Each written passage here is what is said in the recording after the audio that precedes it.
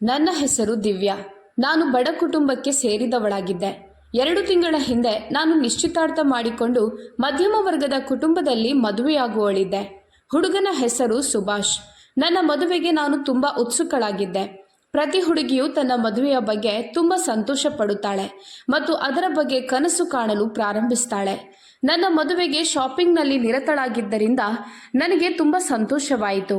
ನನ್ನ ಹೆತ್ತವರು ನನ್ನ ಮದುವೆಯನ್ನು ಬಹಳ ಆಡಂಬರ ಮತ್ತು ಪ್ರದರ್ಶನದಿಂದ ನಡೆಸಲು ಬಯಸಿದ್ದರು ಮತ್ತು ನನ್ನ ಇಡೀ ಕುಟುಂಬವು ನನ್ನ ಮದುವೆಯ ಬಗ್ಗೆ ತುಂಬ ಸಂತೋಷಪಟ್ಟಿತು. ನಾನು ಪಾರ್ಲರ್ನಲ್ಲಿ ಸಿದ್ಧವಾಗಬೇಕಾಗಿತ್ತು. ನನ್ನ ಮದುವೆಯ ಬಟ್ಟೆಗಳು ಈಗಾಗಲೇ ನನ್ನ ಅತ್ತೆ ಮನೆಯಿಂದ ಬಂದಿದ್ದವು. ನನ್ನ ಮದುವೆಯ ಕೆಂಪು ಲೆಹೆಂಗಾವನ್ನು ಹಾಸಿಗೆಯ ಮೇಲೆ ಇಡಲಾಗಿತ್ತು. ನಾನು ಸಂತೋಷದಿಂದ ನನ್ನ ತಾಯಿಯನ್ನು ಕೇಳಿದೆ, ಅಮ್ಮ, ಈ ಲೆಹೆಂಗಾವನ್ನು ಯಾರು ತಂದ್ರು? ಲೆಹೆಂಗಾ ತುಂಬ ಸುಂದರವಾಗಿ ಕಾಣುತ್ತಿತ್ತು. ಅದು ಕೆಂಪು ಮಿಶ್ರಿತ ಚಿನ್ನದ ಬಣ್ಣದಲ್ಲಿತ್ತು. ನನ್ನ ತಾಯಿ ಹೇಳಿದ್ರು, ಮಗಳೇ, ಇದು ನಿನ್ನ ಅತ್ತೆ ಮನೆಯಿಂದ ಬಂದಿದೆ. ನನ್ನ ತಾಯಿ ನನಗೆ ಇದನ್ನು ಹೇಳಿದಾಗ ನನ್ನ ಕಣ್ಣುಗಳು ಸಂತೋಷದಿಂದ ನೃತ್ಯ ಮಾಡಲು ಪ್ರಾರಂಭಿಸಿದವು. ಅಂಥ ಸುಂದರವಾದ ಬಟ್ಟೆಗಳು ಮತ್ತು ಅಂಥ ಸುಂದರವಾದ ಬಳೆಗಳನ್ನು ನೋಡಿ ನನಗೆ ತುಂಬ ಸಂತೋಷವಾಯಿತು. ನಾನು ನನ್ನ ತಾಯಿಗೆ ಹೇಳಿದೆ, ಅಮ್ಮ, ಬಟ್ಟೆಗಳು ಚೆನ್ನಾಗಿವೆ, ಆದರೆ ನನಗೆ ಬಳೆಗಳು ಇಷ್ಟವಾಗಿಲ್ಲ. ಬಳೆಗಳು ಅಷ್ಟು ಚೆನ್ನಾಗಿಲ್ಲ ಅಂತ ಹೇಳಿದೆ. ನನ್ನ ತಾಯಿ ಹೇಳಿದರು, ಮಗಳೇ, ನಿನ್ಗೆ ಇಷ್ಟೊಂದು ಒಳ್ಳೆಯ ಗಂಡನ ಮನೆಯವರು ಸಿಕ್ಕಿದ್ದಕ್ಕೆ ದೇವರಿಗೆ ಧನ್ಯವಾದ ಹೇಳು. ಇಲ್ಲದಿದ್ದರೆ ಅದೆಷ್ಟೋ ಹುಡುಗಿಯರು ಇಂಥ ವಸ್ತುಗಳನ್ನು ನೋಡಿಯೂ ಇರಲ್ಲ. ನಿನ್ನ ಅತ್ತೆ ಮನೆಯವರು ತುಂಬ ಒಳ್ಳೆಯವರು. ಎಲ್ಲ ಸಂಬಂಧಿಕರು ಒಟ್ಟಾಗಿ ಸೇರಿ ನಿನ್ನ ಮದುವೆಗೆ ಎಲ್ಲ ವ್ಯವಸ್ಥೆಗಳನ್ನು ಮಾಡಿದ್ದು ದೇವರ ದಯೆ. ಇಲ್ದಿದ್ರೆ ನನ್ನಂಥ ಬಡ ಮಹಿಳೆಗೆ ನಿನಗೆ ಎಂದಿಗೂ ಏನೂ ಮಾಡಲು ಸಾಧ್ಯವಿರಲಿಲ್ಲ ಎಂದು ಹೇಳಿದರು. ನನ್ನ ತಾಯಿ ನನ್ನ ಎಲ್ಲ ಮದುವೆಯ ಸಾಮಗ್ರಿಗಳನ್ನು ಮತ್ತು ಮದುವೆಯ ಬಟ್ಟೆಗಳನ್ನು ಬಹಳ ಶ್ರಮದಿಂದ ಸಂಗ್ರಹಿಸಿದ್ದರು. ಇಲ್ಲದಿದ್ದರೆ ನಾವು ತಿನ್ನಲು ಸಹ ಕಷ್ಟಪಡುತ್ತಿದ್ದೆವು.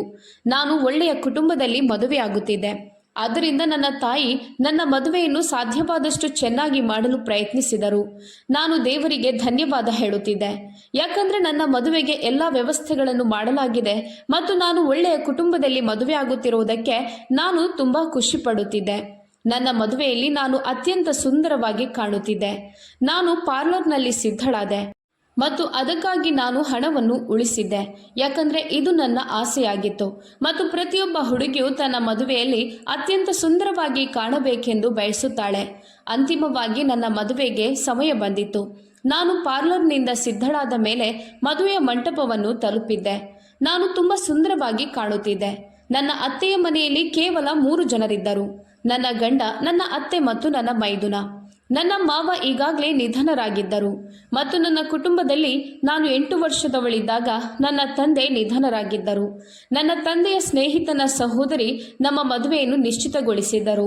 ಅವರು ನನ್ನ ಸೋದರ ಸಂಬಂಧಿಯ ಹುಟ್ಟುಹಬ್ಬದ ಪಾರ್ಟಿಯಲ್ಲಿ ನನ್ನನ್ನು ನೋಡಿದ್ದರು. ನನ್ನನ್ನು ನೋಡಿದ ಮರುದಿನ ಅವರು ತನ್ನ ಸೋದರಳಿಯನ ಪ್ರಸ್ತಾವನೆಯೊಂದಿಗೆ ನಮ್ಮ ಮನೆಗೆ ಬಂದಿದ್ದರು. ಎಲ್ಲರೂ ನನ್ನ ಅತ್ತೆಯನ್ನು ಹೊಗಳಿದರು ಮತ್ತು ನನ್ನ ಬಾವಿ ಗಂಡನನ್ನು ಹೆಚ್ಚು ಹೊಗಳಲಾಯಿತು. ಎಲ್ಲರೂ, ನಿನ್ನ ಬಾವಿ ಪತಿ ತುಂಬ ಬುದ್ಧಿವಂತ ಮತ್ತು ವಿದ್ಯಾವಂತ ಹುಡುಗ. ಅವನು ನಿನ್ನನ್ನು ತುಂಬ ಸಂತೋಷವಾಗಿರಿಸುತ್ತಾನೆ. ನೀನು ಯಾವಾಗಲೂ ಅವನ ಮನೆಯಲ್ಲಿ ರಾಣಿಯಂತೆ ಬದುಕುತ್ತೀಯಾ ಅಂತ ಹೇಳುತ್ತಿದ್ದರು. ಈ ಬಡತನದ ಜೀವನದಿಂದ ನನಗೆ ಬೇಸರವಾಗುತ್ತಿತ್ತು. ಆದ್ದರಿಂದ ನನ್ನ ಅತ್ತೆಯ ಬಗ್ಗೆ ಯೋಚಿಸುತ್ತಾ ನಾನು ತುಂಬ ಸಂತೋಷಪಟ್ಟೆ. ಅದೆಲ್ಲಕ್ಕಿಂತಲೂ ಈ ಬಡತನದಿಂದ ಕೂಡಿರುವ ಜೀವನದ ಅರ್ಥವೇನು? ನಮ್ಮಲ್ಲಿ ಹಣವಿರುವವರಿಗೆ ಮಾತ್ರ ಸಂಬಂಧಿಕರು ಇರುತ್ತಾರೆ. ನನ್ನ ತಾಯಿ ನನ್ನನ್ನು ಒಂಟಿಯಾಗಿ ಬೆಳೆಸಿದ್ರು. ನನ್ನ ತಾಯಿ ಎಲ್ಲರ ಮನೆಗಳನ್ನು ಗುಡಿಸಿ ಒರೆಸುವ ಮೂಲಕ ನನಗೆ ಶಿಕ್ಷಣ ಕೊಡಿಸ್ತಿದ್ರು. ನನ್ನ ಮನೆಯಲ್ಲಿ ನಾನು ಮತ್ತು ನನ್ನ ತಾಯಿ ಮಾತ್ರ ಇದ್ದೆವು. ನನ್ನ ತಂದೆಯ ಮರಣದ ನಂತರ ನನ್ನ ತಾಯಿ ನನ್ನ ಪಾಲನೆಯ ಬಗ್ಗೆ ಯಾವಾಗಲೂ ಚಿಂತಿಸುತ್ತಿದ್ದರು. ಆದ್ದರಿಂದ ಅವರು ಮರುಮದುವೆಯಾಗಲಿಲ್ಲ. ನನ್ನ ತಾಯಿ ನನ್ನನ್ನು ಆದಷ್ಟು ಬೇಗ ಮದುವೆ ಮಾಡಿಸುವುದಕ್ಕೆ ನಿರ್ಧರಿಸಿದ್ದರು. ಆದ್ದರಿಂದ ನಾನು ದೊಡ್ಡವಳಾದ ತಕ್ಷಣ ಅವರು ನನಗಾಗಿ ಸಂಗಾತಿಯನ್ನು ಹುಡುಕಲು ಪ್ರಾರಂಭಿಸಿದರು. ನನ್ನ ತಂದೆಯ ಮರಣದ ನಂತರ ನನ್ನ ತಾಯಿಯ ಪೋಷಕರು ಅಥವಾ ಅವರ ಅತ್ತೆ ಮಾವಂದಿರು ಅವರಿಗೆ ಬೆಂಬಲ ನೀಡಿರಲಿಲ್ಲ. ನನ್ನ ತಾಯಿ ತನ್ನ ಸ್ವಂತ ಹಣದಿಂದ ನನ್ನ ಮದುವೆಯನ್ನು ನಡೆಸಬೇಕಾಗಿತ್ತು. ಕಷ್ಟದ ಸಮಯದಲ್ಲಿಯೂ ಯಾರೂ ಸಹಾಯ ಮಾಡಿರಲಿಲ್ಲ. ಅದಕ್ಕಾಗಿ ನನ್ನ ತಾಯಿ ನನ್ನನ್ನು ಆದಷ್ಟು ಬೇಗ ಮದುವೆ ಮಾಡಲು ಬಯಸಿದರು. ಇದರಿಂದ ಜೀವನದಲ್ಲಿ ನನಗೆ ತೊಂದರೆಯಾಗಬಾರ್ದು ಮತ್ತು ಮಗಳು ಈ ಜಗತ್ತಿನಲ್ಲಿ ಒಂಟಿ ಆಗಬಾರ್ದು. ಯಾವುದಾದ್ರೂ ಒಳ್ಳೆಯ ನೆಲೆ ಕಲ್ಪಿಸಿಕೊಡ್ಬೇಕು ಅಂತ ಬಯಸಿದ್ದರು. ನನ್ನ ತಾಯಿ ನನ್ನನ್ನು ತುಂಬ ಪ್ರೀತಿಸುತ್ತಿದ್ದರು ಮತ್ತು ನನ್ನ ಸಂತೋಷಕ್ಕಾಗಿ ಅವರು ಬಹಳಷ್ಟು ಕಷ್ಟಪಡುತ್ತಿದ್ದರು. ಯಾರಿಂದಲೂ ಯಾವುದೇ ಭರವಸೆ ಇಲ್ಲದಿದ್ದರೂ ನಾವಿಬ್ಬರೂ ತಾಯಿ ಮತ್ತು ಮಗಳು ಯಾವಾಗಲೂ ಪರಸ್ಪರ ಬೆಂಬಲಿಸುತ್ತಿದ್ದೆವು. ನನಗೆ ಓದಿನಲ್ಲಿ ಆಸಕ್ತಿ ಇರಲಿಲ್ಲ. ಆದ್ದರಿಂದ ನಾನು ಹೈಸ್ಕೂಲ್ ಮುಗಿಸಿದೆ. ನನ್ನ ತಾಯಿ ನನಗೆ ಶಿಕ್ಷಣ ನೀಡಲು ಇನ್ನೂ ಹೆಚ್ಚು ಶ್ರಮಿಸುತ್ತಿದ್ದರು. ಆದರೆ ನನ್ನ ತಾಯಿ ಮುಂದೆ ಓದಲು ಹೇಳಿದಾಗ ನಾನು ನಿರಾಕರಿಸಿದೆ. ನನ್ನ ತಾಯಿಯ ಆರೋಗ್ಯವು ಆಗಾಗ ಹದಗೆಡುತ್ತಿತ್ತು. ಹೈಸ್ಕೂಲ್ ನಂತರ ನಾನು ಓದಿಗೆ ವಿದಾಯ ಹೇಳಿ ಮನೆ ನಡೆಸಲು ನನ್ನ ತಾಯಿಗೆ ಸಹಾಯ ಮಾಡಲು ಪ್ರಾರಂಭಿಸಿದೆ. ನಾನು ಹೊಲಿಗೆಯಲ್ಲಿ ತುಂಬ ನಿಪುಣಳಾಗಿದ್ದೆ. ಆದ್ದರಿಂದ ನಾನು ಬಟ್ಟೆಗಳನ್ನು ಹೊಲಿಯಲು ಪ್ರಾರಂಭಿಸಿದೆ. ಹೀಗೆ ನಾನು ಹಣ ಸಂಪಾದಿಸಲು ಪ್ರಾರಂಭಿಸಿದೆ. ನಾನು ಬಟ್ಟೆಗಳನ್ನು ಹೊಲಿಯೋದ್ರಲ್ಲಿ ತುಂಬ ಸ್ಪೀಡ್ ಇದ್ದ ಕಾರಣ ಕಡಿಮೆ ಸಮಯದಲ್ಲಿ ನಾನು ಹೆಚ್ಚು ಬಟ್ಟೆಗಳನ್ನು ಹೊಲಿಯಲು ಪ್ರಾರಂಭಿಸಿದೆ. ನಾನು ಹೆಚ್ಚು ಹಣವನ್ನು ಸಂಪಾದಿಸಲು ಪ್ರಾರಂಭಿಸಿದೆ. ಹೆಚ್ಚು ಜನರು ಹೊಲಿಗೆ ಬಟ್ಟೆಗಳನ್ನು ತರುತ್ತಿದ್ದರು. ಹೀಗೆ ನಾವು ಉತ್ತಮ ಜೀವನವನ್ನು ನಡೆಸಲು ಪ್ರಾರಂಭಿಸಿದೆವು. ನಾನು ಈ ದಿನಚರಿಯೊಂದಿಗೆ ಬದುಕಿ ಸುಮಾರು 1 ವರ್ಷವಾಗಿತ್ತು. ನನಗೆ ಈಗ 20 ವರ್ಷ ಮತ್ತು ನನ್ನ ತಾಯಿ ನನ್ನನ್ನು ಆದಷ್ಟು ಬೇಗ ಕಳುಹಿಸಲು ಹೊರಟಿದ್ದರು. ನಾನು ಮದುವೆಯಾಗಲು ಬಯಸುತ್ತಿದ್ದೆ. ಅನೇಕ ಪ್ರಸ್ತಾಪಗಳು ನನ್ನ ಬಳಿ ಬಂದವು. ಆದರೆ ನನ್ನ ತಾಯಿ ನನಗೆ ಒಳ್ಳೆಯ ಸಂಗಾತಿ ಮತ್ತು ಒಳ್ಳೆಯ ಕುಟುಂಬವನ್ನು ಹುಡುಕಲು ಬಯಸುತ್ತಿದ್ದರು. ಅವರು ನನಗೆ ಒಳ್ಳೆಯ ಮತ್ತು ವಿದ್ಯಾವಂತ ಕುಟುಂಬದಲ್ಲಿ ಮದುವೆಯಾಗಬೇಕಂತ ಹೇಳಿದರು. ಒಳ್ಳೆಯ ಕುಟುಂಬದಲ್ಲಿ ಈಗ ನಡೆಯುತ್ತಿರುವ ಮದುವೆ ನನ್ನ ತಾಯಿಯ ಪ್ರಾರ್ಥನೆ ಮತ್ತು ಪ್ರಯತ್ನಗಳ ಫಲ. ಯಾವುದೇ ಪ್ರಯತ್ನವಿಲ್ಲದೆ ನನಗೆ ಒಳ್ಳೆಯ ವರ ಸಿಕ್ಕಿತು ಮತ್ತು ಆ ಹುಡುಗನ ಕುಟುಂಬವು ಮೊದಲ ನೋಟದಲ್ಲೇ ನನ್ನನ್ನು ಇಷ್ಟಪಟ್ಟಿತು. ನಮ್ಮ ಮದುವೆಯ ದಿನಾಂಕವು ನಿಗದಿಯಾಗಿತ್ತು. ನನ್ನ ಅತ್ತೆ ನನ್ನ ವರದಕ್ಷಿಣೆಯ ಬಗ್ಗೆ ಹೆಚ್ಚು ಚಿಂತಿಸಲಿಲ್ಲ, ಯಾಕಂದರೆ ಅವರು ಅದನ್ನು ಸ್ವೀಕರಿಸಲು ನಿರಾಕರಿಸಿದ್ದರು. ಆದಾಗ್ಯೂ ಅವರು ನನಗೆ ತಮ್ಮಲ್ಲಿದ್ದ ಸಣ್ಣ ಪುಟ್ಟ ವಸ್ತುಗಳನ್ನು ನೀಡಿದರು. ನಾವು ಸಂಪೂರ್ಣವಾಗಿ ನಿರಾತಂಕವಾಗಿ ಮತ್ತು ಸಂತೋಷದಿಂದ ಇದ್ದೆವು. ದಿನಗಳು ಬೇಗನೆ ಕಳೆದವು ಮತ್ತು ಮದುವೆಯ ದಿನ ಹತ್ತಿರವಾಯಿತು. ನಮ್ಮ ಸಂಬಂಧಿಕರು ಎಂದಿಗೂ ನಮ್ಮನ್ನು ಪ್ರೋತ್ಸಾಹಿಸಲು ಬಂದಿಲ್ಲದ ಕಾರಣ ನಮ್ಮ ಒಳ್ಳೆಯ ಸಮಯದಲ್ಲಿ ನನ್ನ ತಾಯಿ ನನ್ನ ಮದುವೆಗೆ ಯಾವುದೇ ಸಂಬಂಧಿಕರನ್ನು ಆಹ್ವಾನಿಸಲಿಲ್ಲ ಮತ್ತು ನೆರೆಹೊರೆಯ ಜನರನ್ನು ಮಾತ್ರ ಆಹ್ವಾನಿಸಿದರು. ನಮ್ಮ ಬಡತನವನ್ನು ನೋಡಿ ನನ್ನ ಅತ್ತೆ ಮನೆಯವರು ನನ್ನ ತಾಯಿಗೆ ಯಾವುದೇ ದೊಡ್ಡ ಹಣವನ್ನು ಖರ್ಚು ಮಾಡಲು ಅವಕಾಶ ನೀಡಲು ನಿರಾಕರಿಸಿದರು. ನನ್ನ ತಾಯಿ ನನ್ನ ಮದುವೆಯನ್ನು ಅದ್ಧೂರಿಯಾಗಿ ಮಾಡಲು ತಮ್ಮ ಅತ್ಯುತ್ತಮ ಪ್ರಯತ್ನ ಮಾಡಿದರು. ಅವರು ಮದುವೆ ಮೆರವಣಿಗೆಯೊಂದಿಗೆ ಸಮಯಕ್ಕೆ ಸರಿಯಾಗಿ ಬಂದರು ಮತ್ತು ಎಲ್ಲರ ಆಶೀರ್ವಾದದೊಂದಿಗೆ ನನ್ನ ಮದುವೆ ಪೂರ್ಣಗೊಂಡಿತು. ನಾನು ನನ್ನ ಭಾವಿ ಪತಿಯನ್ನು ಒಮ್ಮೆ ಮಾತ್ರ ಫೋಟೋದಲ್ಲಿ ನೋಡಿದ್ದೆ. ಅವರು ತುಂಬ ಬುದ್ಧಿವಂತ ಮತ್ತು ವಿದ್ಯಾವಂತರಾಗಿದ್ದರು. ನಾನು ತುಂಬ ಸುಂದರಳಾಗಿದ್ದೆ ಮತ್ತು ನನ್ನ ಗಂಡನಿಗೆ ಮೊದಲ ನೋಟದಲ್ಲೇ ನಾನು ಇಷ್ಟವಾಗುತ್ತೇನೆ ಅಂತ ನನಗೆ ತಿಳಿದಿತ್ತು. ಮದುವೆಯ ರಾತ್ರಿ ಮುಗಿದ ನಂತರ ಎಲ್ಲ ಅತಿಥಿಗಳು ಭೋಜನ ಸವಿದರು. ನಂತರ ಬೀಳ್ಕೊಡುಗೆ ಸಮಾರಂಭ ನಡೆಯಿತು. ನಾನು ನನ್ನ ತಾಯಿಯನ್ನು ಕಣ್ಣೀರಿನಿಂದ ಭೇಟಿಯಾಗಿ ಸಂತೋಷದ ಜೀವನಕ್ಕಾಗಿ ಅವರ ಆಶೀರ್ವಾದವನ್ನು ಪಡೆದುಕೊಂಡೆ. ಅವರನ್ನು ಸಮಾಧಾನಪಡಿಸಿದ ನಂತರ ನನ್ನ ಅತ್ತೆಯೊಂದಿಗೆ ಹೊರಟೆ. ಮನೆಗೆ ತಲುಪಿದ ನಂತರ ನನ್ನನ್ನು ಮೊದಲು ನನ್ನ ಅತ್ತೆಯ ಕೋಣೆಯಲ್ಲಿ ಕೂರಿಸಲಾಯಿತು.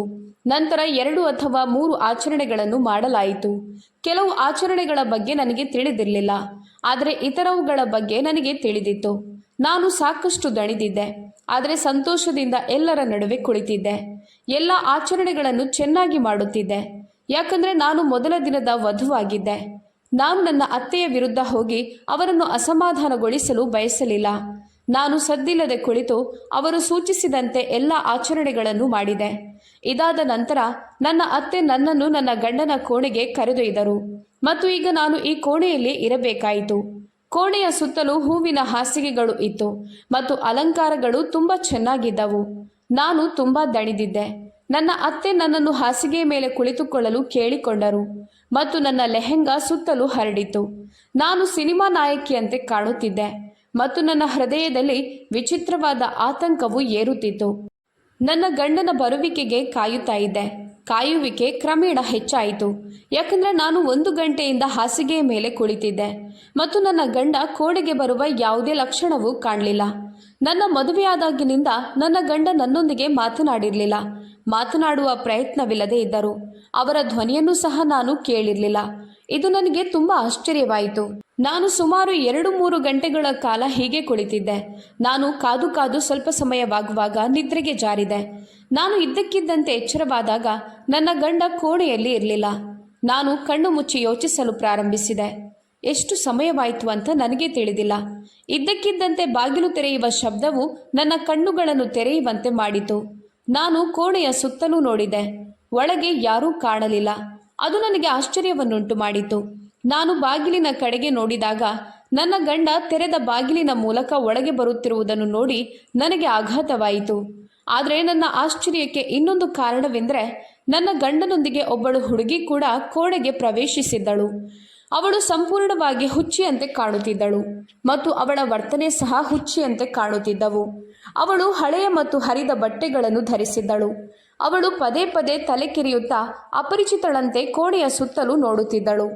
ಮೊದಲ ಬಾರಿಗೆ ಕೋಣೆಗೆ ಪ್ರವೇಶಿಸಿ ಎಲ್ಲವನ್ನೂ ನೋಡುತ್ತಿರುವಂತೆ ಮಾಡುತ್ತಿದ್ದಳು. ನಾನು ಆಶ್ಚರ್ಯದಿಂದ ಅವಳನ್ನು ನೋಡಿದೆ. ನಂತರ ಆ ಹುಚ್ಚಿ ಮಹಿಳೆಯ ಕೈ ಹಿಡಿದಿದ್ದ ನನ್ನ ಗಂಡನ ಕಡೆಗೆ ನೋಡಿದೆ. ನನಗೆ ತುಂಬ ಆಶ್ಚರ್ಯವಾಯಿತು. ಆತಂಕದಿಂದ ನಾನು ನನ್ನ ಸ್ಥಳದಿಂದ ಎದ್ದು ಅವರ ಹತ್ತಿರ ಹೋದೆ. ಆ ಹುಚ್ಚಿ ಮಹಿಳೆ ನನ್ನ ಗಂಡನ ಹಿಂದೆ ಅಡಗಿಕೊಳ್ಳಲು ಪ್ರಾರಂಭಿಸಿದಳು. ಅವಳು ನನಗೆ ಹೆದರುತ್ತಿದ್ದಳು. ನಾನು ನನ್ನ ಗಂಡ ಸುಭಾಷ್ನನ್ನು ಕೇಳಿದೆ, ಅವಳು ಯಾರು ಮತ್ತು ಅವಳು ನಮ್ಮ ಕೋಣೆಯಲ್ಲಿ ನಿಮ್ಮೊಂದಿಗೆ ಏನು ಮಾಡ್ತಿದ್ದಾಳೆ ಅಂತ. ಮೊದಲು ಸುಭಾಷ್ ಆ ಹುಚ್ಚಿ ಹುಡುಗಿಯನ್ನು ಅವರ ಹತ್ತಿರಕ್ಕೆ ಎಳೆದುಕೊಂಡು ಅವಳನ್ನು ಅವರ ಪಕ್ಕದಲ್ಲಿ ನಿಲ್ಲಿಸಿ ನನ್ನನ್ನು ನೋಡಿ ಹೇಳಿದರು, ಇವಳು ನನ್ನ ಹೆಂಡತಿ ಮತ್ತು ಇವಳನ್ನು ನಿನ್ನಂತೆ ಸಿದ್ಧಗೊಳಿಸೋಣ ಎಂದರು. ನನ್ನ ಗಂಡನ ಮಾತು ಕೇಳಿ ನನ್ನ ಕಾಲುಗಳ ಕೆಳಗೆ ನೆಲ ಜಾರಿದಂತಾಯಿತು.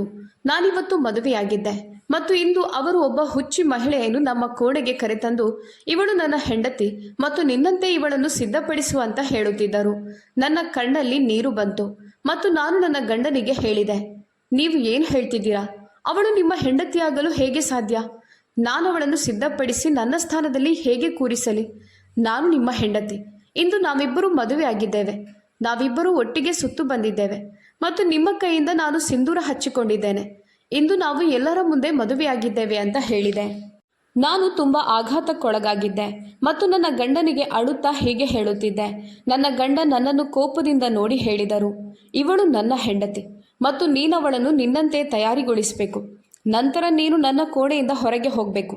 ಇಲ್ಲದಿದ್ದರೆ ನಾನು ನಿನ್ನನ್ನು ವಿಚ್ಛೇದನ ನೀಡಿ ಮನೆಯಿಂದ ಹೊರಗೆ ಹಾಕುತ್ತೇನೆ ಅಂತ ಕಟುವಾಗಿ ಹೇಳಿದರು. ನನ್ನ ಗಂಡನ ಮಾತುಗಳನ್ನು ಕೇಳಿ ನನ್ನ ದೇಹವು ತುಂಬ ನಡುಗುತ್ತಿತ್ತು.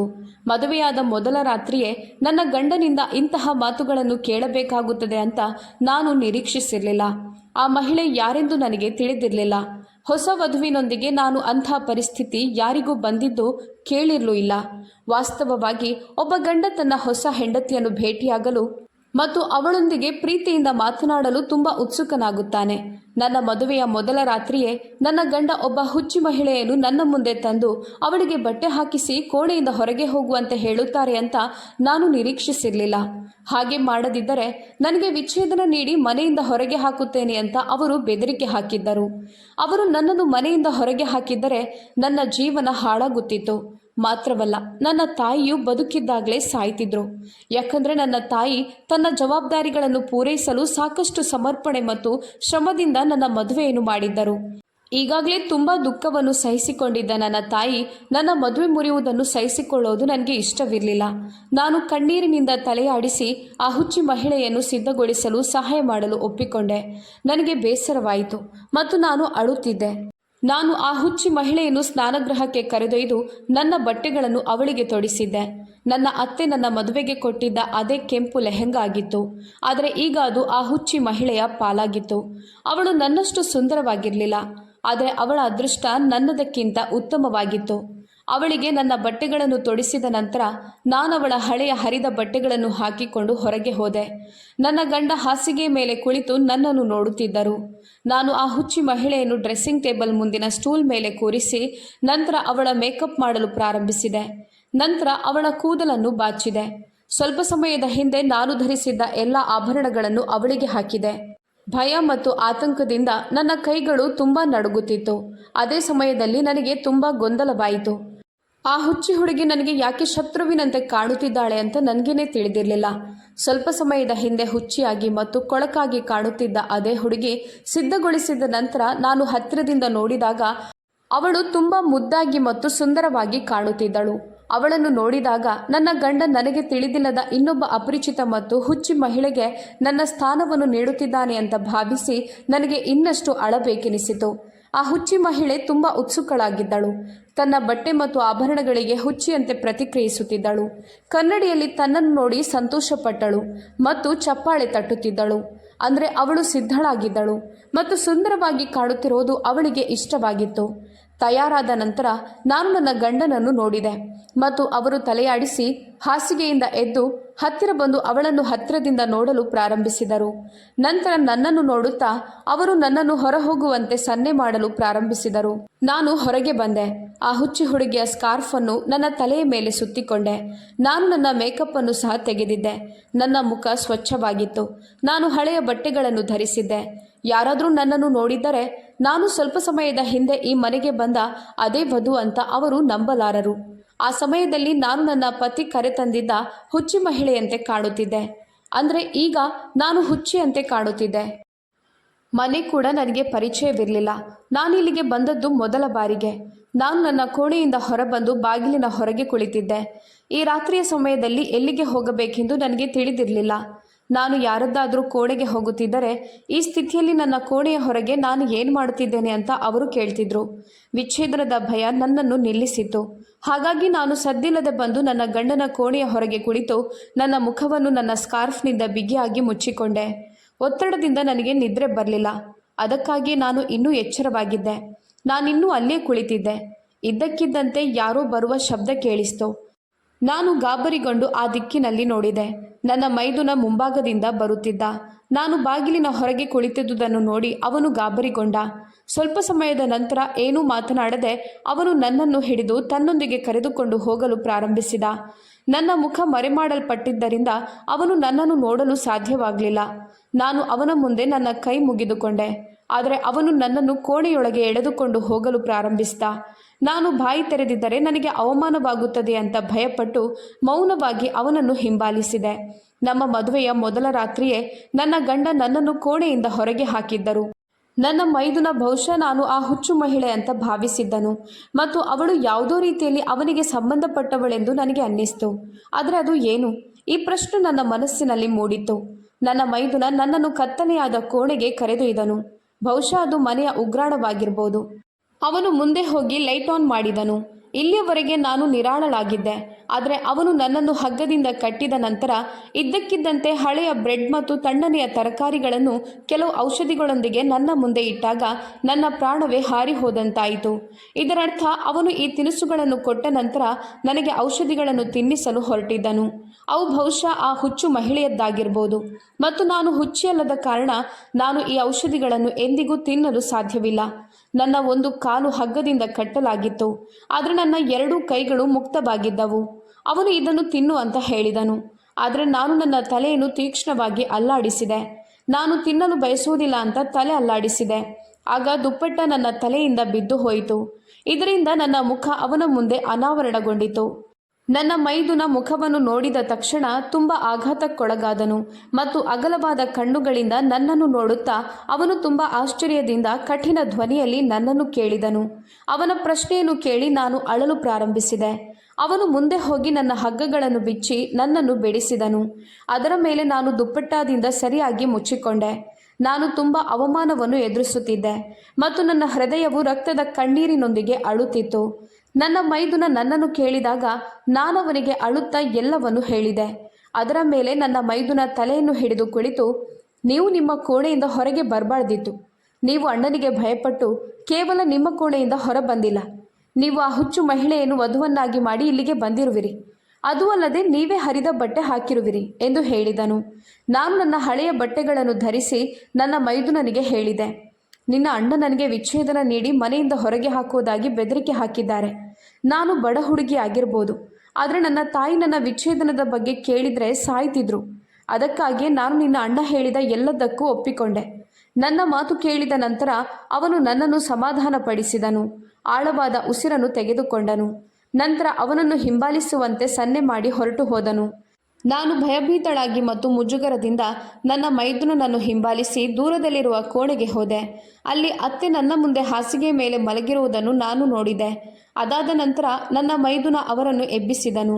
ಅವರು ಎಚ್ಚರವಾದಾಗ ತುಂಬ ಆಶ್ಚರ್ಯಚಕಿತರಾದರು ಮತ್ತು ಹರಿದ ಹಳೆಯ ಬಟ್ಟೆಗಳಲ್ಲಿ ನನ್ನನ್ನು ನೋಡಿ ದಿಗ್ಭ್ರಮೆಗೊಂಡರು. ಅವರ ಆಶ್ಚರ್ಯದಿಂದ ನಾನು ಆಶ್ಚರ್ಯಚಕಿತಳಾಗಲಿಲ್ಲ. ಆದರೆ ನನ್ನ ಮೈದುನ ಅವರಿಗೆ ಎಲ್ಲವನ್ನೂ ಹೇಳಿದನು ಮತ್ತು ನಾನು ಆಳವಾದ ಉಸಿರನ್ನು ತೆಗೆದುಕೊಂಡೆ. ನನ್ನಿಂದ ಖಂಡಿತವಾಗಿಯೂ ಏನೋ ಮರೆಮಾಡಲಾಗಿದೆ ಅಂತ ನನಗೆ ಅನ್ನಿಸ್ತು. ಆಗ ನಾನು ಅವರನ್ನು ಕೇಳಿದೆ, ನನ್ನ ಗಂಡ ತನ್ನ ಕೋಣೆಗೆ ಕರೆದೊಯ್ದ ಆ ಮಹಿಳೆ ಯಾರು ಮತ್ತು ಯಾವ ಕಾರಣದಿಂದ ಅವರು ನನ್ನನ್ನು ನಮ್ಮ ಕೋಣೆಯಿಂದ ಹೊರಗೆ ಕಳುಹಿಸಿದ್ದಾರೆ? ನನ್ನ ಮೈದುನ ನನಗೆ ಹೇಳಿದ. ಕೋಣೆಯಿಂದ ಹೊರ ಹೋಗುವಂತೆ ಅವನು ನನಗೆ ಸನ್ನೆ ಮಾಡಿದ. ಅವನು ಹೋದಾಗ ನನ್ನ ಅತ್ತೆ ನನ್ನನ್ನು ಅವರ ಪಕ್ಕದಲ್ಲಿ ಕೂರಿಸಿಕೊಂಡು ಅವಳು ನಮ್ಮ ಪಕ್ಕದ ಮನೆಯ ಮಗಳು ಅಂತ ಹೇಳಿದರು. ಅವಳು ಮಗುವಾಗಿದ್ದಾಗ ಅವಳ ಹೆತ್ತವರು ಅವಳನ್ನು ತ್ಯಜಿಸಿದ್ದರು. ನಂತರ ಅವಳು ತನ್ನ ಸ್ವಂತ ಮನೆಯಲ್ಲಿ ಒಬ್ಬಂಟಿಯಾಗಿ ವಾಸಿಸ್ತಿದ್ಲು. ನನ್ನ ಅತ್ತೆಯವಳನ್ನು ತುಂಬ ನೋಡಿಕೊಂಡ್ರು ಮತ್ತು ಈ ಕಾರಣದಿಂದ ಅವಳು ನನ್ನ ಅತ್ತೆಯ ಮನೆಗೆ ಆಗಾಗ್ಗೆ ಭೇಟಿ ನೀಡುತ್ತಿದ್ದಳು. ನನ್ನ ಅತ್ತೆಯವಳನ್ನು ತನ್ನ ಸ್ವಂತ ಮಗಳಂತೆ ಬೆಳೆಸಿದ್ರು. ನನ್ನ ಅತ್ತೆಯವಳಿಗೆ ತಾಯಿಯ ಅನುಪಸ್ಥಿತಿಯನ್ನು ಎಂದಿಗೂ ಅನುಭವಿಸಲು ಬಿಡಲಿಲ್ಲ ಮತ್ತು ಯಾವಾಗಲೂ ಅವಳನ್ನು ನೋಡಿಕೊಳ್ಳುತ್ತಿದ್ದರು. ಕಾಲ ಕಳೆದಂತೆ ಅವಳು ತನ್ನ ಮಕ್ಕಳೊಂದಿಗೆ ಬೆಳೆದಳು. ಇಬ್ಬರು ಸಹೋದರರಲ್ಲಿ ಸುಭಾಷ್ ಅವಳಿಗೆ ಅತ್ಯಂತ ಆತ್ಮೀಯ ಮತ್ತು ಪ್ರಿಯ. ಸುಭಾಷ್ ಕೂಡ ಅವಳ ಆತ್ಮೀಯ ಸ್ನೇಹಿತನಾದ. ಅವರ ನಡುವೆ 5 ವರ್ಷ ವಯಸ್ಸಿನ ವ್ಯತ್ಯಾಸವಿತ್ತು. ತನ್ನ ವಿದ್ಯಾಭ್ಯಾಸ ಮುಗಿದ ನಂತರ ಸುಭಾಷ್ ಕೆಲಸಕ್ಕೆ ಸೇರಿದ. ನನ್ನ ಅತ್ತೆ ತನ್ನ ಸ್ವಂತ ಮಗಳಂತೆ ಅವಳನ್ನು ಮದುವೆ ಮಾಡುವುದಾಗಿ ಹೇಳಿದಾಗ ಅವಳು ಮದುವೆಯಾಗಲು ನಿರಾಕರಿಸಿದಳು. ಅವಳೊಬ್ಬ ಹುಡುಗನನ್ನು ಇಷ್ಟಪಡ್ತಿದ್ಲು ಮತ್ತು ಅವನನ್ನು ಮದುವೆಯಾಗಲು ಬಯಸುತ್ತಿದ್ದಳು ಅಂತ ಹೇಳಿದರು. ನನ್ನ ಅತ್ತೆ ನನಗೆ ಯಾವುದೇ ಅಭ್ಯಂತರವಿಲ್ಲ ಅಂತ ಹೇಳಿದರು, ಯಾಕಂದರೆ ಅವಳು ಕೂಡ ಅವಳ ಸಂತೋಷವನ್ನು ಬಯಸುತ್ತಿದ್ದಳು. ಅವಳು ಈ ಹುಡುಗಿಗೆ ಪ್ರಾಮುಖ್ಯತೆ ನೀಡಿ ಈ ಹುಚ್ಚು ಹುಡುಗಿಯ ಹೆಸರು ಚಿತ್ರ ಅಂತ ಹೇಳಿದರು. ಚಿತ್ರಾಳ ಸಂಬಂಧ ಹೇಗೆ ಪ್ರಾರಂಭವಾಯಿತು ಮತ್ತು ಅವಳು ಆ ಹುಡುಗನನ್ನು ಹೇಗೆ ಭೇಟಿಯಾದಳು, ಅವಳು ಪ್ರೀತಿಸಿದ ಆ ಹುಡುಗನೊಂದಿಗೆ ಹೇಗೆ ಪರಿಚಯವಾದಳು ಎಂಬುದು ಅವಳಿಗೆ ತಿಳಿದಿರಲಿಲ್ಲ. ಚಿತ್ರ ತನ್ನ ಕಾಲೇಜಿನಲ್ಲಿ ಓದುತ್ತಿರುವ ಯಾವುದೋ ಹುಡುಗನ ಬಗ್ಗೆ ಮಾತನಾಡುತ್ತಿದ್ದಿರಬಹುದು ಮತ್ತು ಇಬ್ಬರು ಭೇಟಿಯಾದ ರೀತಿ ಹಾಗೆ ಇರಬೇಕು ಎಂದು ನನ್ನ ಅತ್ತೆ ಭಾವಿಸಿದ್ದರು. ಆ ಹುಡುಗ ಸುಂದರ ಮತ್ತು ಒಳ್ಳೆಯವನಾಗಿದ್ದನು. ಆದ್ದರಿಂದ ನನ್ನ ಅತ್ತೆ ಚಿತ್ರಾಳ ಬೇಡಿಕೆಯಂತೆ ತಮ್ಮ ಒಪ್ಪಿಗೆಯನ್ನು ದೃಢಪಡಿಸಿದರು. ಆದರೆ ಸುಭಾಷ್ಗೆ ಈ ವಿಷಯ ತಿಳಿದಾಗ ಅವನು ಚಿತ್ರಾಳನ್ನು ಇಷ್ಟಪಡುತ್ತೇನೆ ಮತ್ತು ಚಿತ್ರಾಳನ್ನೇ ಮದುವೆಯಾಗಲು ಬಯಸುತ್ತೇನೆ ಅಂತ ಹೇಳಿ ಸಾಕಷ್ಟು ಗದ್ದಲ ಎಬ್ಬಿಸಿದ.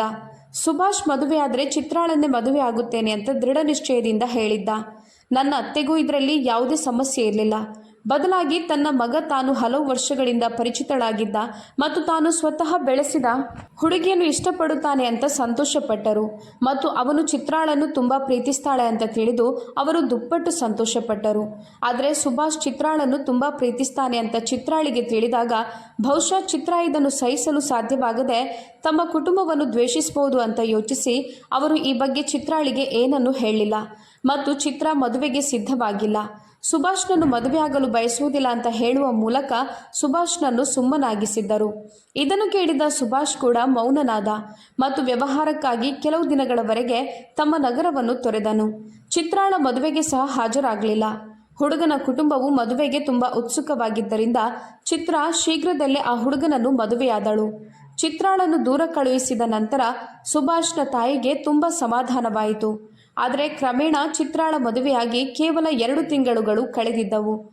ಚಿತ್ರ ಹಿಂತಿರುಗಿದಾಗ ಅವಳು ತನ್ನ ಅತ್ತೆಯ ಮನೆಯಲ್ಲಿ ಉಳಿದು ಹುಚ್ಚಿಯಾಗಿದ್ದಳು ಮತ್ತು ಅವಳ ಪತಿಯವಳನ್ನು ವಿಚ್ಛೇದನ ನೀಡಿ ಎಲ್ಲೋ ಪರಾರಿಯಾಗಿದ್ದಾನೆ ಅಂತ ತಿಳಿದು ಬಂದಿತು. ಅವನು ಮತ್ತು ಚಿತ್ರ ಸಾಮಾಜಿಕ ಮಾಧ್ಯಮದಲ್ಲಿ ಭೇಟಿಯಾಗಿದ್ದರು. ಅವಳ ಪತಿಯವಳಿಗೆ ವಿಚ್ಛೇದನ ನೀಡಿ ಅವಳ ಚಿನ್ನಾಭರಣ, ಸ್ವಲ್ಪ ಹಣ ಮತ್ತು ಅವಳ ಎಲ್ಲ ಬೆಲೆ ಬಾಳುವ ವಸ್ತುಗಳನ್ನು ತೆಗೆದುಕೊಂಡು ಪರಾರಿಯಾಗಿದ್ದನು. ಆದರೆ ಅವನು ಎಲ್ಲಿಗೆ ಹೋಗಿದ್ದಾನೆಂದು ಯಾರಿಗೂ ಕಂಡುಹಿಡಿಯಲು ಸಾಧ್ಯವಾಗಲಿಲ್ಲ. ಅಂದರೆ ಅವನು ಚಿತ್ರಾಳಿಗೆ ವಿಚ್ಛೇದನ ಮಾಡದೆ ಪರಾರಿಯಾಗಿದ್ದನು. ಅವನು ಚಿತ್ರಾಳೊಂದಿಗೆ ಮೋಸದ ವಿವಾಹವನ್ನು ಮಾಡಿಕೊಂಡಿದ್ದನು. ಮುಗ್ಧ ಚಿತ್ರ ಅವನ ಮಾತುಗಳಿಗೆ ಬಿದ್ದು ತನ್ನ ಜೀವನವನ್ನು ಹಾಳು ಮಾಡಿಕೊಂಡಿದ್ದಳು. ಚಿತ್ರ ಗರ್ಭಿಣಿಯಾಗಿದ್ದಳು ಮತ್ತು ಈ ಸುದ್ದಿ ಅವಳಿಗೆ ದೊಡ್ಡ ಆಘಾತ ನೀಡಿತ್ತು. ಅವಳು ಆವತ್ತಿನಿಂದ ಹುಚ್ಚಿಯಂತೆ ವರ್ತಿಸುತ್ತಿದ್ದಳು. ನಂತರ ಅವಳು ತನ್ನ ಮಗುವನ್ನು ಕಳೆದುಕೊಂಡಾಗ ಸಂಪೂರ್ಣವಾಗಿ ಹುಚ್ಚಿಯಾದಳು. ಅವಳಿಗೆ ಗರ್ಭಪಾತವಾಯಿತು. ಅವಳು ಎಡವಿ ಛಾವಣಿಯ ಮೇಲೆ ಬಿದ್ದು ಗರ್ಭಪಾತಕ್ಕೆ ಕಾರಣಳಾದಳು ಮತ್ತು ಸಂಪೂರ್ಣವಾಗಿ ಮಾನಸಿಕವಾಗಿ ಹುಚ್ಚಿಯಾಗಿದ್ದಳು. ಈ ವಿಷಯ ಸುಭಾಷ್ಗೆ ತಿಳಿದಾಗ ಅವನು ಹಿಂತಿರುಗಿ ಚಿತ್ರಾಳನ್ನು ನೋಡಿಕೊಂಡನು ಮತ್ತು ಅವಳಿಗೆ ಚಿಕಿತ್ಸೆ ಕೊಡಿಸಿದನು. ಆದರೆ ವೈದ್ಯರು ಅವಳೆಂದಿಗೂ ಚೇತರಿಸಿಕೊಳ್ಳೋದಿಲ್ಲ ಅಂತ ಹೇಳಿದರು. ಚಿತ್ರ ಮಾನಸಿಕವಾಗಿ ತುಂಬ ತೊಂದರೆಗೊಳಗಾಗಿದ್ದಳು. ಅವಳು ತನ್ನ ಪ್ರಜ್ಞೆಯನ್ನು ಕಳೆದುಕೊಂಡಿದ್ದಾಳೆ ಅಂತ ವೈದ್ಯರು ಹೇಳಿದ್ದಾರೆ. ಅದೇ ವಿಷಯ ಮತ್ತೆ ಅವಳಿಗೆ ಸಂಭವಿಸಿದರೆ ಬಹುಶಃ ಅವಳು ಚೇತರಿಸಿಕೊಳ್ಳಬಹುದು ಮತ್ತು ಎಲ್ಲವನ್ನು ನೆನಪಿಸಿಕೊಳ್ಳಬಹುದು. ಅಥವಾ ಅವಳಿಗೆ ಮದುವೆಯಾದರೆ ಗಂಡ ಮತ್ತು ಮಕ್ಕಳನ್ನು ಹೊಂದಿದ್ದರೆ ಅವಳು ಚೆನ್ನಾಗಿರುತ್ತಾಳೆ ಅಂತ ವೈದ್ಯರು ಸಲಹೆ ನೀಡಿದ್ದರು. ಇದನ್ನು ಕೇಳಿದ ಸುಭಾಷ್ ಇನ್ನೂ ಹೆಚ್ಚಿನ ಗಲಾಟೆಯನ್ನು ಮಾಡಿದ್ದನು. ಚಿತ್ರ ಹುಚ್ಚಿಯಾಗಿದ್ರೂ ಸಹ ಅವನು ಮದುವೆಯಾಗುವುದಾಗಿ ಹೇಳಿದ. ನನ್ನ ಅತ್ತೆ ತುಂಬ ಕಷ್ಟಪಟ್ಟು ತನ್ನ ಮಗನನ್ನು ಮದುವೆಯಾಗದಂತೆ ಮನವೊಲಿಸಿದರು. ಮೊದಲು ಅವಳಿಗೆ ಚಿಕಿತ್ಸೆ ನೀಡುವುದಾಗಿ ಭರವಸೆ ನೀಡಿದರು. ಚಿಕಿತ್ಸೆ ಪಡೆದು 1 ವರ್ಷ ಕಳೆದಿದೆ. ಆದರೆ ಚಿತ್ರ ಇನ್ನೂ ಚೇತರಿಸಿಕೊಂಡಿಲ್ಲ. ಹಾಗಾದರೆ ಮದುವೆಯ ನಂತರವೂ ಅವಳು ಚೇತರಿಸಿಕೊಳ್ಳಬಹುದೆಂದು ಹೇಗೆ ಹೇಳೋದು? ಈಗ ಅವಳು ಸರಿಯಾಗಿ ತಿನ್ನೋದಿಲ್ಲ, ಕುಡಿಯೋದಿಲ್ಲ ಮತ್ತು ಸರಿಯಾಗಿ ಉಡುಗೆ ತೊಡೋದಿಲ್ಲ. ವಾಸ್ತವವಾಗಿ ಅವಳು ಯಾರನ್ನೂ ಮುಟ್ಟಲು ಬಿಡೋದಿಲ್ಲ. ಅದಕ್ಕಾಗಿ ಅವಳನ್ನು ಹಗ್ಗಗಳಿಂದ ಕಟ್ಟಿ ಹಾಕಲಾಗಿದೆ. ಯಾಕಂದರೆ ಅವಳು ಇತರರಿಗೆ ಹಾನಿ ಮಾಡಲು ಮತ್ತು ಮನೆಯಿಂದ ಓಡಿ ಹೋಗಲು ಹಲವಾರು ಬಾರಿ ಪ್ರಯತ್ನಿಸಿದ್ದಾಳೆ. ಸುಭಾಷ್ ಹಲವು ಬಾರಿ ಚಿಕಿತ್ಸೆ ಕೊಡಿಸಲು ಪ್ರಯತ್ನಿಸಿದನು ಮತ್ತು ಇಡೀ ವರ್ಷ ಸುಭಾಷ್ನ ಪ್ರಯತ್ನಗಳು ವಿಫಲವಾಗಿವೆ. ಅವಳು ಇನ್ನೂ ಹಾಗೇ ಇದ್ದಾಳೆ. ಅದಕ್ಕಾಗಿ ನಮ್ಮ ಮನೆಯವರು ಸುಭಾಷ್ ಅವರನ್ನು ನನ್ನೊಂದಿಗೆ ಮದುವೆಯಾಗಲು ಮನವೊಲಿಸಿದರು. ಸುಭಾಷ್ ಅವರ ಮದುವೆಯ ನಂತರ ಈ ಹುಚ್ಚು ಹುಡುಗಿ ಚಿತ್ರಾಳ ಬಗ್ಗೆ ಇರುವ ಯೋಚನೆ ಅವರ ಹೃದಯದಿಂದ ಮಾಯವಾಗಬಹುದು ಅಂತ ಭಾವಿಸಿದ್ದರು. ನನ್ನ ಅತ್ತೆ ಅಂದರೆ ಸುಭಾಷ್ ತಾಯಿ ಸುಭಾಷ್ ಸಂತೋಷವಾಗಿರುವುದನ್ನು ಮತ್ತು ಅವರ ಜೀವನದಲ್ಲಿ ನೆಲೆಸಿರುವುದನ್ನು ನೋಡಬೇಕು ಅಂತ ಬಯಸಿದರು. ಕಳೆದ ಕೆಲವು ದಿನಗಳಿಂದ ಚಿತ್ರಾಳ ಆರೋಗ್ಯ ಹದಗೆಡುತ್ತಿತ್ತು ಮತ್ತು ಸುಭಾಷ್ ಅವರ ಮದುವೆಯ ಜಗಳದಿಂದಾಗಿ ಅವರು ಅವಳನ್ನು ವೈದ್ಯರ ಬಳಿಗೆ ಕರೆದೊಯ್ಯಲು ಸಹ ಸಾಧ್ಯವಾಗಲಿಲ್ಲ. ನನ್ನ ಗಂಡ ನನ್ನ ಜೊತೆ ಈ ರೀತಿ ವರ್ತಿಸಲು ಕಾರಣ ಚಿತ್ರ. ಅವಳನ್ನು ತನ್ನ ವಧುವನ್ನಾಗಿ ಮಾಡುವ ಮೂಲಕ ಅವಳ ಹಿಂದಿನದನ್ನು ನೆನಪಿಸಲು ಅವರು ಬಯಸಿದ್ದರು. ನನ್ನ ಸ್ವಂತ ತಾಯಿಯಿಂದ ಈ ಎಲ್ಲವನ್ನು ಕೇಳಿ ನಾನು ತೀವ್ರ ಆಘಾತಕ್ಕೊಳಗಾಗಿದ್ದೆ. ನನ್ನ ಗಂಡ ಈಗಾಗಲೇ ಇನ್ನೊಬ್ಬ ಮಹಿಳೆಯನ್ನು ಇಷ್ಟಪಟ್ಟಿದ್ದನು ಮತ್ತು ನನಗೆ ದ್ರೋಹ ಬಗೆದ ಭಾವನೆ ಬಂತು. ನನ್ನ ಹೃದಯವು ರಕ್ತಸಿಕ್ತ ಕಣ್ಣೀರು ಸುರಿಸುತ್ತಿತ್ತು. ಅವನ ಹೆಂಡತಿಯಾಗಿದ್ದರೂ ನಾನವರ ಆಯ್ಕೆಯಾಗಿರಲಿಲ್ಲ. ಅವರ ಹೃದಯದಲ್ಲಿ ಈಗಾಗಲೇ ಬೇರೊಬ್ಬರಿದ್ದರು ಮತ್ತು ಅವಳನ್ನು ಸರಿಪಡಿಸಲು ಮತ್ತು ಗೆಲ್ಲಲು ಅವರು ತುಂಬ ಶ್ರಮಿಸುತ್ತಿದ್ದರು. ಬಹುಶಃ ನಾನು ಮದುವೆಯಾಗಲು ಕಾರಣ ನಾನು ಬಡವಳಾಗಿದ್ದೆ ಮತ್ತು ನನ್ನ ಮನೆ ಮತ್ತು ತಾಯಿಯನ್ನು ಉಳಿಸಲು ಏನನ್ನು ಹೇಳಲು ಸಾಧ್ಯವಾಗದಂತಾಯಿತು. ನನ್ನ ಅತ್ತೆ ನನ್ನನ್ನು ನನ್ನ ಗಂಡನ ಕೋಣೆಗೆ ಕರೆದೊಯ್ದು ಬಾಗಿಲು ತಟ್ಟಿದರು. ಮುಂದಿನ ಕ್ಷಣ ಬಾಗಿಲು ತೆರೆಯಿತು. ಬಾಗಿಲು ತೆರೆದ ತಕ್ಷಣ ನಾನು ಒಳಗೆ ನೋಡಿದೆ. ವಧುವಿನ ಹಾಗೆ ವೇಷ ಧರಿಸಿ ನೆಲದ ಮೇಲೆ ಮಲಗಿದ್ದ ಚಿತ್ರ. ಸುಭಾಷ್ ಅಳುತ್ತಿರುವುದನ್ನು ಅವನ ಕಣ್ಣುಗಳು ತೋರಿಸಿದವು. ಅವನ ಮತ್ತು ಚಿತ್ರಾಳ ಬಗ್ಗೆ ನನಗೆ ತುಂಬ ಕನಿಕರ ಉಂಟಾಯಿತು. ಆದರೆ ನನಗೆ ಏನೂ ಮಾಡಲು ಸಾಧ್ಯವಾಗಲಿಲ್ಲ. ಸುಭಾಷ್ ತಕ್ಷಣ ಅವನ ತಾಯಿಯನ್ನು ತಬ್ಬಿಕೊಂಡು ಅಳಲು ಪ್ರಾರಂಭಿಸಿದ ಮತ್ತು ನನ್ನ ಅತ್ತೆ ತನ್ನ ಮಗನನ್ನು ಸಮಾಧಾನ ಪಡಿಸಲು ಪ್ರಾರಂಭಿಸಿದರು. ನಾನವನಿಗೆ ಅವನ ತಪ್ಪಿನ ಅರಿವನ್ನು ಮೂಡಿಸಿದೆ. ಸುಭಾಷ್ ನನ್ನನ್ನು ಮುಜುಗರದಿಂದ ನೋಡಿ ಕ್ಷಮೆಯಾಚಿಸಲು ಪ್ರಾರಂಭಿಸಿದ. ನನ್ನ ಅತ್ತೆ ಮಲಗಿದ್ದ ಚಿತ್ರಾಳನ್ನು ಎಬ್ಬಿಸಿ ನಂತರ ಅವಳನ್ನು ದೂರ ಮಾಡಿದರು. ಅವಳು ಹೋದ ನಂತರ ಸುಭಾಷ್ ಮತ್ತೆ ಕ್ಷಮೆಯಾಚಿಸಿದ ಮತ್ತು ನನ್ನ ಕಡೆಗಿನ ಅವನ ವರ್ತನೆಗೆ ಕಾರಣವನ್ನು ವಿವರಿಸಿದ. ನನ್ನ ಅತ್ತೆಯಿಂದ ನಾನು ಈಗಾಗಲೇ ಕೇಳಿದ್ದೆ. ಚಿತ್ರಾಳನ್ನು ನೋಡಿಕೊಳ್ಳಲು ಮತ್ತು ಅವಳನ್ನು ಗುಣಪಡಿಸಲು ಅವನು ಈ ಮದುವೆಯನ್ನು ಮುಂದುವರಿಸಲು ಬಯಸಲಿಲ್ಲ. ಅವಳು ಸರಿಯಾದ ನಂತರ ಅವನು ಮದುವೆ ಆಗ್ಬೋದು. ಆದರೆ ಅವನ ಕುಟುಂಬವು ಅವನಿಗೆ ನನ್ನನ್ನು ಮದುವೆಯಾಗುವಂತೆ ಒತ್ತಾಯಿಸಿತು. ನಾನು ಸುಭಾಷ್ನನ್ನು ಸಮಾಧಾನಪಡಿಸಿದೆ ಮತ್ತು ನಾನು ಅವನೊಂದಿಗಿದ್ದೇನೆ ಅಂತ ಅವನಿಗೆ ಭರವಸೆ ನೀಡಿದೆ. ಅವನು ತನ್ನ ದುಃಖವನ್ನು ನನ್ನೊಂದಿಗೆ ದೀರ್ಘಕಾಲ ಹಂಚಿಕೊಂಡನು.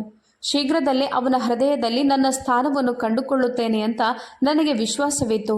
ಏನೇ ಆಗಲಿ, ನಡೆದದ್ದನ್ನು ಸರಿಪಡಿಸಲು ಸಾಧ್ಯವಿಲ್ಲ ಮತ್ತು ನಾನು ನನ್ನ ತಾಯಿ ಅಥವಾ ಬೇರೆಯವರಿಗೆ ಅದರ ಬಗ್ಗೆ ಹೇಳಲು ಹೋಗುತ್ತಿರಲಿಲ್ಲ. ಚಿತ್ರ ಒಬ್ಬ ಮುಗ್ಧೆ, ಹುಚ್ಚಿ ಮಹಿಳೆ. ಆದರೆ ಅವಳು ನನಗೆ ಯಾವುದೇ ಬೆದರಿಕೆ ಹಾಕಲಿಲ್ಲ. ಮದುವೆಯ ನಂತರ ಎಲ್ಲ ಅತಿಥಿಗಳು ತಮ್ಮ ಮನೆಗಳಿಗೆ ತೆರಳಿದರು. ನಾನು ಚಿತ್ರಾಳನ್ನು ನಿಜವಾದ ಅಕ್ಕನಂತೆ ನೋಡಿಕೊಂಡೆ. ನಾನವಳ ಆಹಾರ ಬಟ್ಟೆಗಳನ್ನು ನೋಡಿಕೊಳ್ಳಲು ಪ್ರಾರಂಭಿಸಿದೆ ಮತ್ತು ಅವಳೊಂದಿಗೆ ಸ್ನೇಹಿತೆಯಂತೆ ವರ್ತಿಸಲು ಪ್ರಯತ್ನಿಸಿದೆ. ಇದೆಲ್ಲವನ್ನು ನೋಡಿದ ಸುಭಾಷ್ ಮತ್ತು ಕುಟುಂಬದ ಉಳಿದವರು ಸಂತೋಷ ಪಡಲು ಪ್ರಾರಂಭಿಸಿದರು. ಸುಭಾಷ್ ತನ್ನ ಹೃದಯದಲ್ಲಿ ನನಗಾಗಿ ಸ್ಥಳಾವಕಾಶ ಕಲ್ಪಿಸಲು ಪ್ರಾರಂಭಿಸಿದ. ಅದನ್ನವನು ತನ್ನ ಪ್ರೀತಿಯ ಮಾತುಗಳ ಮೂಲಕ ಮತ್ತು ನನ್ನ ಬಗ್ಗೆ ಕಾಳಜಿ ವಹಿಸುವ ಮೂಲಕ ವ್ಯಕ್ತಪಡಿಸುತ್ತಿದ್ದನು. ಚಿತ್ರ ನನ್ನಿಂದ ಸಾಕಷ್ಟು ಪ್ರಭಾವಿತಳಾಗಿದ್ದಳು, ಆದರೆ ಅವಳು ಇನ್ನೂ ಗುಣಮುಖಳಾಗುತ್ತಿರಲಿಲ್ಲ. ನಾನವಳ ಔಷಧಿಗಳನ್ನು ನೀಡಿದರೂ ಏನೂ ಕೆಲಸ ಮಾಡುತ್ತಿರಲಿಲ್ಲ. ಈಗ ಕುಟುಂಬದ ಉಳಿದವರು ಸಹ ಅವಳ ಸ್ಥಿತಿಯ ಬಗ್ಗೆ ವಿಷಾದದಿಂದ ತುಂಬಿದ್ದರು. ಆದರೆ ಸುಭಾಷ್ ಅವಳು ಗುಣಮುಖಳಾಗಬೇಕೆಂದು ಬಯಸುತ್ತಿದ್ದನು. ಆದ್ದರಿಂದ ನಾನವಳನ್ನು ಪೂರ್ಣ ಹೃದಯದಿಂದ ನೋಡಿಕೊಂಡೆ. ಯಾವುದೇ ಅಸೂಯೆ ಅಥವಾ ಕೋಪವಿಲ್ಲದೆ ಸುಭಾಷ್ ಮತ್ತು ನಾನು ಅವಳನ್ನು ತಪಾಸಣೆಗಾಗಿ ಆಸ್ಪತ್ರೆಗೆ ಕರೆದೊಯ್ಯುತ್ತಿದ್ದೆವು. ವಿಚಿತ್ರವಾಗಿ ವರ್ತಿಸುತ್ತಿದ್ದ ಚಿತ್ರ ಈಗ ಯಾವಾಗಲೂ ಮೌನವಾಗಿರುತ್ತಿದ್ದಳು. ವೈದ್ಯರು ಅವಳನ್ನು ಗುಣಪಡಿಸಲು ತಮ್ಮ ಶ್ರಮವನ್ನು ಹಾಕಿದ್ದರು. ಆದರೆ ಅದರ ಹೊರತಾಗಿ ಅವಳ ಸ್ಥಿತಿ ದಿನದಿಂದ ದಿನಕ್ಕೆ ಹದಗೆಡುತ್ತಿತ್ತು. ಅವಳು ಈಗಾಗಲೇ ದುರ್ಬಲಳಾಗಿದ್ದಳು. ದಿನದಿಂದ ದಿನಕ್ಕೆ ಅವಳ ದೇಹವು ಅಸ್ಥಿಪಂಜರವಾಗ್ತಿತ್ತು. ಆದ್ದರಿಂದ ನಾನು ಸಂಪೂರ್ಣ ತಪಾಸಣೆಗೆ ಸೂಚಿಸಿದೆ. ಸುಭಾಷ್ ಅವಳನ್ನು ಪಟ್ಟಣದ ಅತ್ಯುತ್ತಮ ವೈದ್ಯರಿಂದ ಪರೀಕ್ಷಿಸಿದನು. ಆದರೆ ನಾವು ಕಂಡುಕೊಂಡ ವಿಷಯವು ನಮ್ಮ ಮನಸ್ಸನ್ನು ಬೆಚ್ಚಿ ಬೀಳಿಸಿತು. ಚಿತ್ರಾಳ ದೇಹದೊಳಗೆ ನಿಧಾನವಾಗಿ ಕ್ಯಾನ್ಸರ್ ಬೆಳೆಯುತ್ತಿತ್ತು ಮತ್ತು ನಮಗೆ ಅದರ ಬಗ್ಗೆ ತಿಳಿಯದೆ ಹೋಗಿದ್ದರಿಂದ ಅದು ಗಮನಾರ್ಹವಾಗಿ ಪ್ರಗತಿ ಹೊಂದಿತ್ತು. ವೈದ್ಯರು ನಮಗೆ ಹೇಳಿದರು, ಅವಳು ಕೆಲವೇ ದಿನಗಳು ಮಾತ್ರ ಬದುಕುತ್ತಾಳೆ. ಇದು ನಮ್ಮೆಲ್ಲರನ್ನು ತುಂಬ ಚಿಂತೆ ಮತ್ತು ದುಃಖಿತವನ್ನಾಗಿ ಮಾಡಿತು. ನಾವು ಚಿತ್ರಾಳನ್ನು ಮೊದಲಿಗಿಂತ ಹೆಚ್ಚು ನೋಡಿಕೊಳ್ಳಲು ಪ್ರಾರಂಭಿಸಿದೆವು ಮತ್ತು ಪೂರ್ಣ ಪ್ರಮಾಣದ ಕ್ಯಾನ್ಸರ್ ಚಿಕಿತ್ಸೆಯನ್ನು ಪ್ರಾರಂಭಿಸಿದೆವು. ಚಿತ್ರ ನನಗೆ ಸಹೋದರಿಯಂತೆ ಪ್ರಿಯಳಾದಳು ಮತ್ತು ಅವಳಿಗೆ ಏನೂ ಆಗಬಾರ್ದು ಅಂತ ನಾನು ಬಯಸಿದ್ದೆ. ಆದರೆ ವಿಧಿಯನ್ನು ಯಾರೂ ತಡೆಯಲು ಸಾಧ್ಯವಿಲ್ಲ. ನನ್ನ ಮದುವೆಯಾಗಿ 6 ತಿಂಗಳುಗಳು ಕಳೆದಿವೆ. ಕೊನೆ ಕ್ಷಣದಲ್ಲಿ ಚಿತ್ರ ನನ್ನ ಕೈ ಹಿಡಿದು ಕಣ್ಣೀರು ಹಾಕಿದ್ದಳು. ನನ್ನನ್ನು ಕ್ಷಮಿಸು. ನಾನು ಈಗ ಹುಚ್ಚಿಯಲ್ಲ. ಕೆಲವು ದಿನಗಳಿಂದ ಹುಚ್ಚಿಯಂತೆ ನಟಿಸ್ತಿದ್ದೆ. ನಾನು ಮಾನಸಿಕವಾಗಿ ಸರಿಯಾಗಿದ್ದೇನೆ. ಒಂದು ವೇಳೆ ನಾನು ಸರಿಯಾಗಿದ್ದು ನಿನ್ನ ಗಂಡನಿಗೆ ತಿಳಿದಿದ್ರೆ ಬಹುಶಃ ಅವನು ನಿನಗೆ ವಿಚ್ಛೇದನ ನೀಡಿ ನನ್ನನ್ನು ಮದುವೆ ಆಗಲು ಮುಂದಾಗ್ತಿದ್ದ. ಆದರೆ ನನ್ನಿಂದ ನಿನ್ನ ಬಾಳು ಹಾಳಾಗಬಾರ್ದಂತ ನಾನು ಬಯಸಿದ್ದೆ. ಜೊತೆಗೆ ದೇವರು ಅದನ್ನೇ ಬಯಸಿದ್ದ ಅನಿಸುತ್ತೆ ಎಂದು ಹೇಳಿ ಚಿತ್ರ ನಿಧನಳಾದಳು. ಎಲ್ಲರೂ ದುಃಖದಲ್ಲಿ ಮುಳುಗಿದರು. ಅವಳ ಸಾವನ್ನು ನಮಗೆ ನಂಬಲು ಸಾಧ್ಯವಾಗಲಿಲ್ಲ. ಅವಳು ಇನ್ನೂ ಈ ಮನೆಯಲ್ಲಿ ಜೀವಂತವಾಗಿದ್ದಾಳೆ ಮತ್ತು ಎಲ್ಲಿಂದಲಾದರೂ ಹಿಂದಿರುಗುತ್ತಾಳೆ ಅಂತ ತೋರುತ್ತಿತ್ತು. ಆದರೆ ವಾಸ್ತವವಂದರೆ ಅವಳು ನಮ್ಮೆಲ್ಲರನ್ನು ಬಿಟ್ಟು ಎಲ್ಲ ಚಿಂತೆಗಳಿಂದ ಮುಕ್ತಳಾಗಿ ದೂರ ಹೋಗಿದ್ದಳು. ಸಾಯುವವರು ನಿಧಾನವಾಗಿ ತಾಳ್ಮೆಯನ್ನು ಪಡೆಯುತ್ತಾರೆ. ನನಗೂ ಕ್ರಮೇಣ ಚಿತ್ರಾಳ ಸಾವಿನ ದುಃಖ ಕಡಿಮೆಯಾಗತೊಡಗಿತು. ಆದರೆ ಕೆಲವೊಮ್ಮೆ ಚಿತ್ರಾಳನ್ನು ದ್ರೋಹ ಮಾಡಿದ ಹುಡುಗನ ಮೇಲೆ ನನಗೆ ತುಂಬ ಕೋಪ ಬರುತ್ತಿತ್ತು. ಅವನ ಪ್ರೀತಿ ಮತ್ತು ದ್ರೋಹ ಚಿತ್ರಾಳನ್ನು ಹುಚ್ಚುಯನ್ನಾಗಿ ಮಾಡಿತ್ತು. ಆ ವ್ಯಕ್ತಿ ಎಲ್ಲೇ ಇದ್ರೂ ಎಂದಿಗೂ ಸಂತೋಷವಾಗಿರೋದಿಲ್ಲ. ಚಿತ್ರಾಳನ್ನು ದ್ರೋಹ ಮಾಡಿದವನೇ ಅವಳ ಈ ಸ್ಥಿತಿಗೆ ಕಾರಣ. ಇತರರಿಗೆ ದ್ರೋಹ ಮಾಡುವ ಜನರು ತಮ್ಮ ಜೀವನದಲ್ಲಿ ಎಂದಿಗೂ ಸಂತೋಷವಾಗಿರಲು ಸಾಧ್ಯವಿಲ್ಲ. ಅವರು ಈ ಜಗತ್ತಿನಲ್ಲಿ ಸಂತೋಷವಾಗಿರ್ತಾರೆ. ಅನಿವಾರ್ಯವಾಗಿ ಯಾರೋ ಒಬ್ಬರಿಂದ ದ್ರೋಹಕ್ಕೊಳಗಾಗುತ್ತಾರೆ. ಆ ವ್ಯಕ್ತಿ ಚಿತ್ರಾಳ ಮತ್ತು ಅವಳ ಪ್ರೀತಿಯನ್ನು ಗೌರವಿಸಿದ್ದರೆ, ಹಣ ಮತ್ತು ಆಭರಣಗಳನ್ನು ಬಯಸದಿದ್ದರೆ ಚಿತ್ರ ಇಂದು ತನ್ನ ಮಗುವಿನೊಂದಿಗೆ ಸಂತೋಷದಿಂದ ಬದುಕುತ್ತಿದ್ದಳು. ಆದರೆ ಒಬ್ಬರು ಏನು ಯೋಚಿಸ್ತಾರೋ ಅದು ಯಾವಾಗಲೂ ಸಂಭವಿಸುವುದಿಲ್ಲ. ಅದು ವಿಧಿ ನಿರ್ದೇಶಿಸುತ್ತದೆ ಮತ್ತು ಚಿತ್ರಾಳಿಗೂ ಅದೇ ಸಂಭವಿಸಿತು. ಅವರ ದುಃಖವು ಅವಳ ಜೀವನದುದ್ದಕ್ಕೂ ಎಂದಿಗೂ ಕೊನೆಗೊಳ್ಳುವುದಿಲ್ಲ. ಈಗ ಚಿತ್ರ ಈ ಜಗತ್ತನ್ನು ತೊರೆದಿದ್ದಳು. ಇಲ್ಲಿಂದ ಸುಭಾಷ್ನ ಜೀವನದಲ್ಲಿ ನಾನು ಮಾತ್ರ ಉಳಿದಿದ್ದೆ. ಕ್ರಮೇಣ ಚಿತ್ರಾಳ ಪ್ರೀತಿ ಸುಭಾಷ್ನ ಹೃದಯದಿಂದ ಮಾಯವಾಗಿತ್ತು. ಆದರೆ ಇಂದಿಗೂ ಅವಳು ಅವರ ಮನಸ್ಸಿನಲ್ಲಿದ್ದಳು. ಅವಳು ಅವರ ಮೊದಲ ಪ್ರೀತಿಯಾಗಿದ್ದ ಕಾರಣ ಅವರವಳನ್ನು ನೆನಪಿಸಿಕೊಳ್ಳುತ್ತಾರೆ ಮತ್ತು ಅವಳನ್ನು ಮದುವೆಯಾಗಲು ತನ್ನ ಕೈಲಾದಷ್ಟು ಪ್ರಯತ್ನಿಸಿದರು. ಆದರೆ ಅವಳು ಅವರ ಅದೃಷ್ಟದಲ್ಲಿ ಇರಲಿಲ್ಲ. ಯಾರೊಂದಿಗೆ ಜೋಡಿಯಾಗಿದ್ದರೂ ಆ ವ್ಯಕ್ತಿಯೊಂದಿಗೆ ಮಾತ್ರ ಉಳಿಯುತ್ತಾರೆ ಎಂಬ ಅಂಶವನ್ನು ಸುಭಾಷ್ ಒಪ್ಪಿಕೊಂಡಿದ್ದರು. ಬಹುಶಃ ಚಿತ್ರ ಮತ್ತು ಸುಭಾಷ್ ಜೋಡಿಯಾಗಿರಲಿಲ್ಲ. ಚಿತ್ರ ಮರಣದ 2 ತಿಂಗಳ ನಂತರ ಸುಭಾಷ್ ನನ್ನೊಂದಿಗೆ ಜೀವನವನ್ನು ಪ್ರಾರಂಭಿಸಿದರು. ಅವರು ನನ್ನನ್ನು ತಮ್ಮ ಹೆಂಡತಿಯಾಗಿ ಸ್ವೀಕರಿಸಿದರು ಮತ್ತು ಕೆಲವು ತಿಂಗಳುಗಳ ನಂತರ ನಾನು ಗರ್ಭಿಣಿ ಅಂತ ನಮಗೆ ತಿಳಿಯಿತು.